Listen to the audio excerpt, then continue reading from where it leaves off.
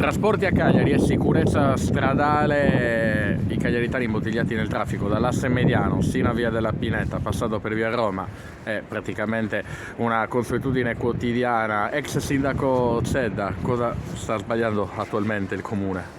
Ma bisogna attuare una politica sulla viabilità che consenta alle persone di avere un'alternativa al mezzo privato.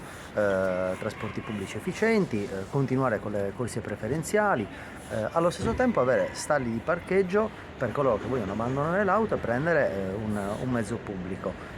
E poi l'organizzazione dei cantieri deve essere funzionale rispetto anche alla viabilità, e l'altro elemento è una manutenzione delle strade, perché anche girando con le due ruote sia in bici che in moto ci si rende conto, anche in macchina a dir la verità, della condizione delle strade. Ecco, questione piste ciclabili, lei è stato il precursore, la Giunta Truzzu poi qualcosa ha proseguito, però qualcosa anche non sta facendo. Mancano dei collegamenti. Ma mancano una serie di collegamenti che sono quelli che consentirebbero di avere le connessioni tra le diverse piste. Poi si può obiettare circa l'organizzazione di alcune piste ciclabili, ad esempio i cordoli che non si è vincolati a mettere il cordolo nella pista ciclabile, soprattutto in strada con velocità ridotta da parte dei veicoli, e quelle determinano sicuramente un problema. Si potevano adottare anche scelte differenti. Questione Viale Santa Vendrace, una vagonata di milioni che lei era riuscito ad ottenere, adesso diciamo non tutto è andato perso, ma regna il caos. Beh, più che altro i cantieri sono fermi. Il quartiere di Santa Vendrace è stato il primo beneficiario dei finanziamenti da parte del governo nazionale, all'epoca presidente Gentiloni, per quanto riguarda il bando sulle periferie, e sono fermi da troppi anni, così come altri cantieri, a dire il vero.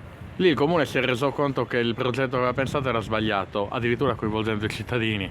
Ma lì hanno modificato il progetto iniziale, chiedendo poi un parere ai cittadini. Come sempre i cittadini esprimono delle opinioni molto diversificate se non si ha una linea guida su modifiche da portare a un progetto. E sta di fatto che è tutto fermo adesso, anche quelli che diciamo che adesso c'è unanimità di consenso contro il fatto che il progetto sia fermo e il cantiere è bloccato. Cos'altro non sta andando a Cagliari, visto con gli occhi dell'ex sindaco di chi ha governato 8 anni?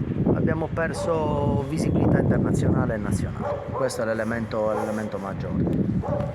Pronto ad un'eventuale nuova discesa in campo? Manca un anno. Continuiamo a parlare di viabilità, poi i percorsi futuri li vedremo in seguito. Nel caso Zedda c'è a disposizione? Parliamo di viabilità oggi.